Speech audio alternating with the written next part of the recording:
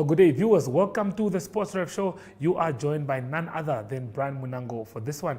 There is so much that we get to talk about, but first and foremost, Manchester United back to winning ways, or not back to winning ways, but a good win for Manchester United against Everton as they get a 3-0 win there, and a shock defeat for Eeshoke Chula Chula over the weekend as they lost both their games in the Demarine Premiership. But with that being said, let's get into today's hit list.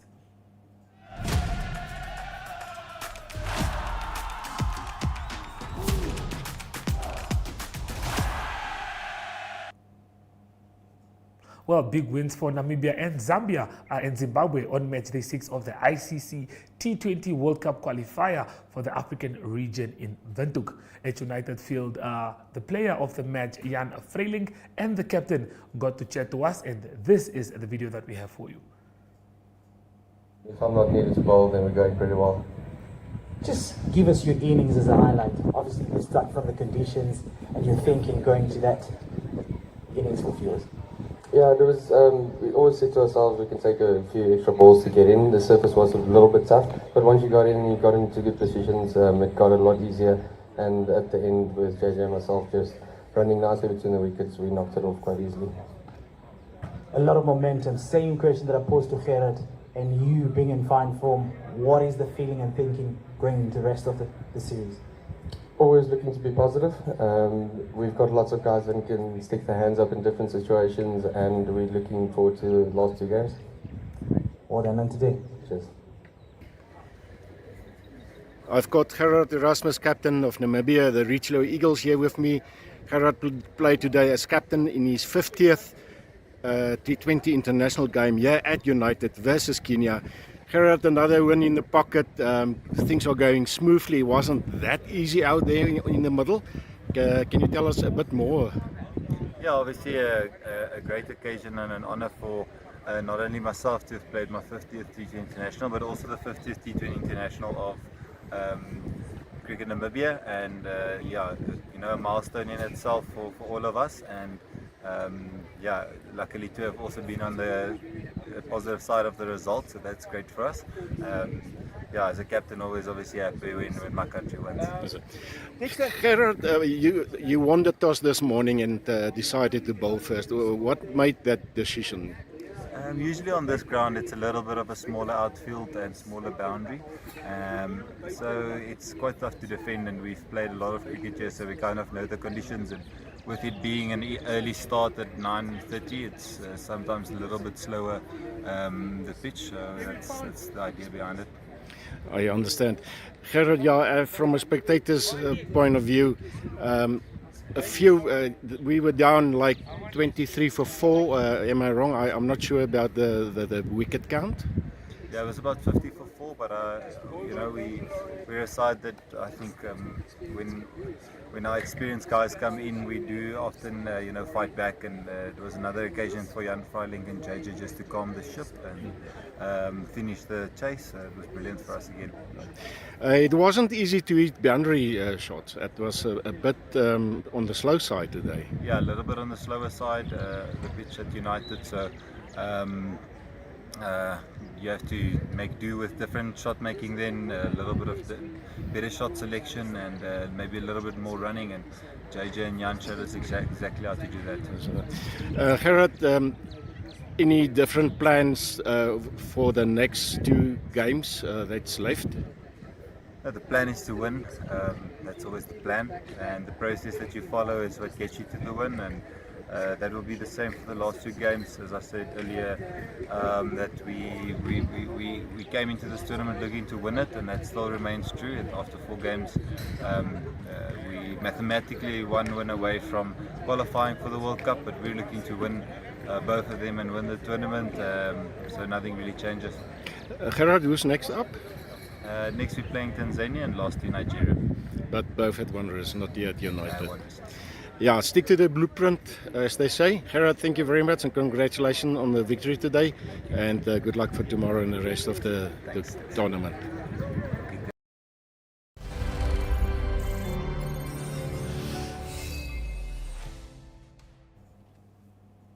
Well, Saturday's 2023 Nedbank Namibia National XCM Championship saw the pair take on the 60-kilometer route at the IJG Trails Farm Windhoek in Kleine Cooper. We all know, of course, who I'm talking about. That's Alex Miller and Vera Luza. We did catch up with the prestigious winner, Vera Luza, and this is what she had to share.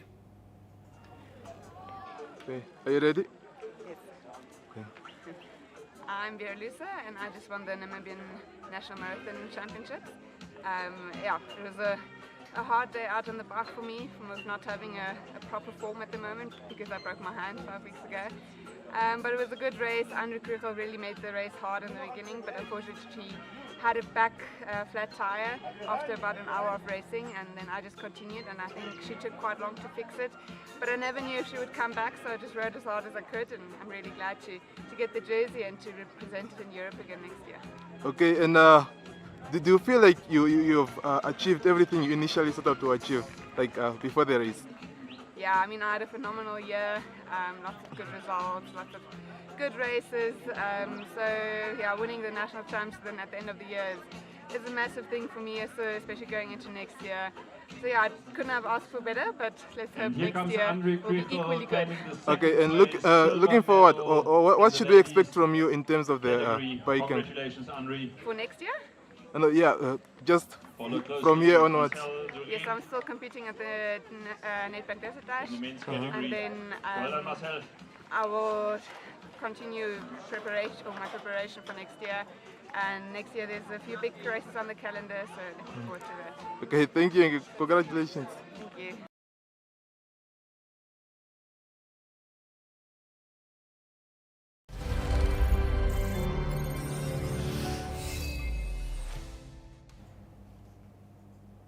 Well, it was an action-packed and sometimes unpredictable weekend of results in the Dip Marine Premier League. Among the key results, African Stars are winning both their matches to now take over the top spot in the log. African Stars are now on 26 points, just one ahead of Comas Nampel, while meanwhile favorites, as you can see there, let's take a look at the log. African Stars sit top, having played 11 matches.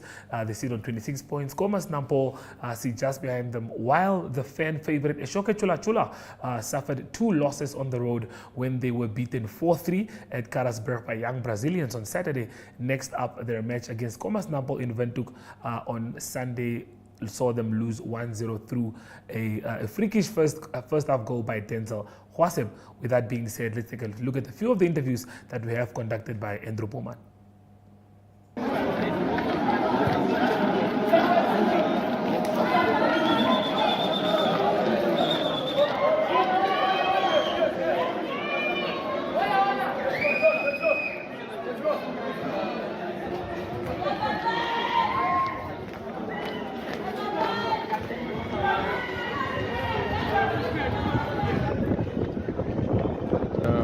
The captain of Okakarara Young Warriors. You just played to a 1-1 draw against Civics. Tell us a bit some of your thoughts of this match. The match was okay. It was a well game plan for them, but to be honest, we didn't give our 100%. Yeah, because they didn't give us a chance, especially the passing lanes. They close up the passing lines, so we did not utilize the opportunity also that we got. You see that I also got I hit a post, so it was a bad luck for us. Okay, Yeah, so it was a bad luck day for us. you guys scored the first goal in the first half. Tell us a bit about that goal. We started like the first 15 minutes. We started high. That's where we got our first goal. Because we're like high tempo. Then we started dropping. They got their first goals also. Yeah, that's it. Okay, so how do you feel about your season and where it's going? As a season, it's too early. It's too early to write us off also. But the aim is to be in the Premier League next season.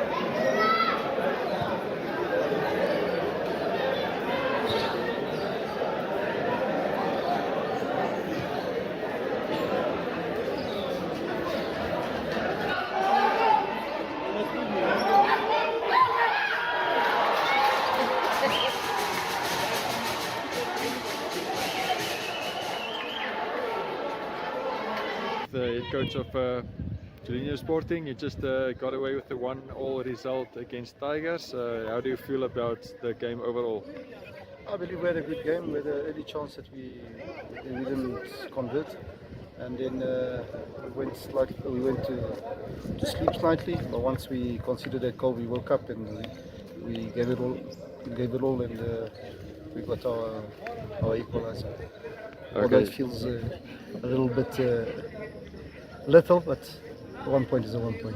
Okay, so a late penalty awarded there, which you converted to get the draw at the end. So how do you feel this set you up for the rest of the season? Well, I mean, we've been struggling to score goals, but the attack is getting better, and I believe more goals will come. And if more goals come, then I believe we'll be climbing up the log.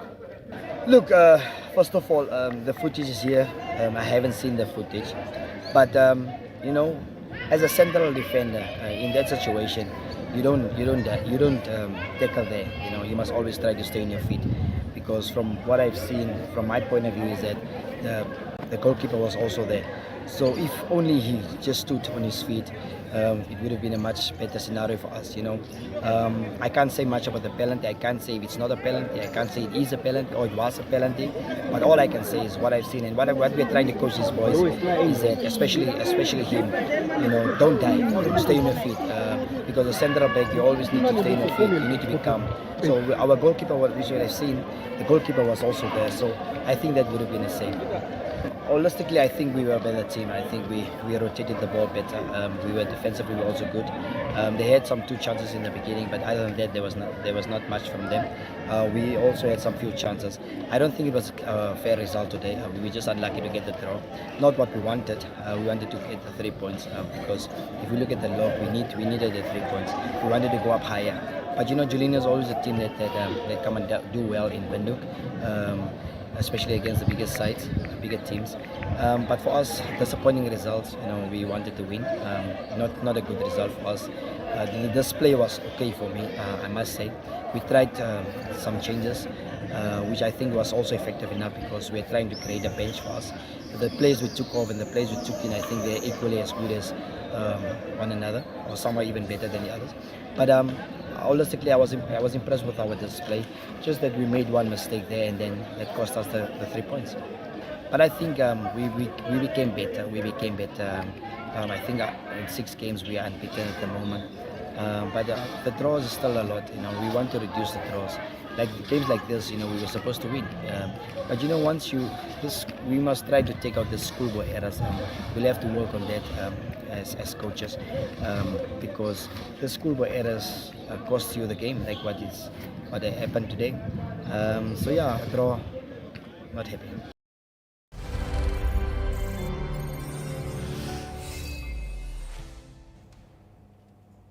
Well, do not move an inch, as we'll be back after the break with Weekend Drop.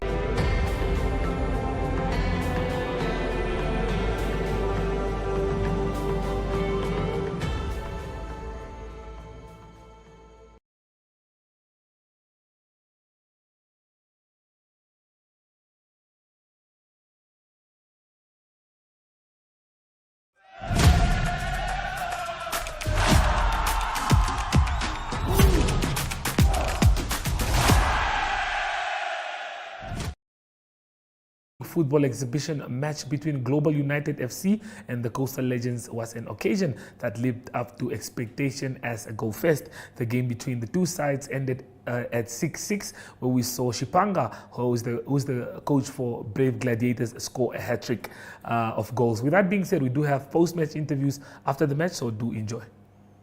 The heydays are gone for many of the players, but you could see the quality in their touch, in the awareness and the understanding of football. The basics, it's amazing to see them still play. Yes. And 6 goals, obviously, the Coastal Legends got 3 penalties. Maybe a generous gift from the master ref, also from the coast. But we pull it through, and it's a perfect result for both teams. Peaceful 6-6, and especially the last 2 goals were fantastic, absolute icing on the cake. A cracker from almost 40 yards from the Coastal Legends, and then Stenton Friedrichs, a direct kick from the corner kick. Yes, one of a top kind. top quality, and that's what they can produce, and they have been producing over the years. Yes. But overall, it's a joyous occasion. But as you know, football, there can't be a celebration and peace all the time on the pitch. Yes. It's a competitive sports, and the drama of competition, and the fighting spirit is still in all the players. Yes. But of course, after the game, we shake hands, we give each other hugs, and say thank you for a wonderful game. Thank you so much, Lolo, and enjoy the rest of your activities. No, thank you so much, Erongo 247. Fantastic. Thank you, boss. So we are quickly waiting on the captain, Paulo Shipanga, and then we will proceed. Paulus. Oh yes, we have Paulus with us. Paulus, 6 goals aside. Very interesting game, eh? Good scoring game, 12 goals in a game. Yes, and not even funny goals. Yes. Goals that you can say, hey, these guys played football. So I'm sure people who are watching are fascinated by the way we played. Yes. They are happy. We are happy. A bit of a physical game, but there always must be drama because we still have that winning mentality. Yes. But at the end of the day, Global United, good game. Coastal Legend, good game. So a draw was the best result. Yeah, 3 goals from the penalty spot. You converted 2. Yeah, no, definitely. Remember, in Windhoek, I missed a penalty. I decided to train. I must be an example to many. So I've trained it, and when you train something, it works. So yes. I'm encouraging everybody to continue training because training helps. And you could see I was composed, and I finished it well. Yes. Paulus, what would your message be to the Global United guys? Keep on doing what you're doing, keep on changing lives, make sure that you guys continue in the whole Africa, not just Namibia, but if it's in Namibia, please come again, you're always welcome. We thank you so much for the bottom of our heart because as you can see, kids here are happy, they're going back with the experience of their lifetime, so yes. Thank you so much, Global United. Thank you, Paulus. Thank you so much. Sure. Oh yes, viewers, there you have it. What a wonderful occasion we enjoyed here at Atlantis. It was one of a kind. A cracking game, an explosive 12 goals scored.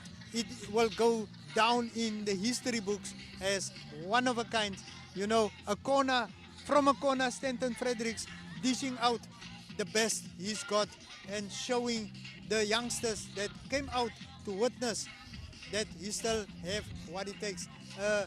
We at Erongo 24/7, it was really an enjoyable occasion, and we enjoyed bringing this game to you courtesy of NMH, that is Namibia Media Holdings. So with that said, it is a wrap, as they say, and we'll be back with better things and more action.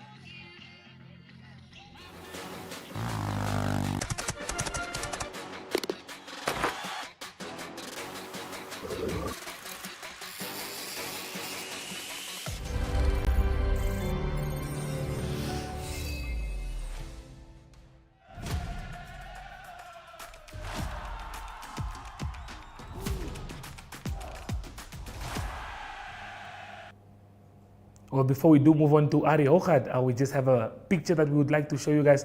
Alex Miller, the reigning champion of 2023 Nedbank Namibia National Cross Country Marathon Championship in the UCI Elite Men's category, poses for a picture with young riders who aspire to become professional athletes like him one day. Well, definitely that's a very, very beautiful picture.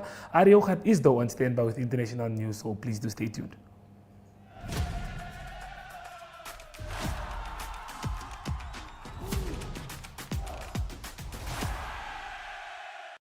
Good day everyone, time for international sports news, and starting off with tennis news first. It's tennis news from the Davis Cup. It's the men's tennis team event, and it's an event that's 123 years old, rich in tradition, and it's the team that played in the final in 2022, Australia, that's through to the semi-finals. They had to come back from one game to love down. That was against the Czech Republic.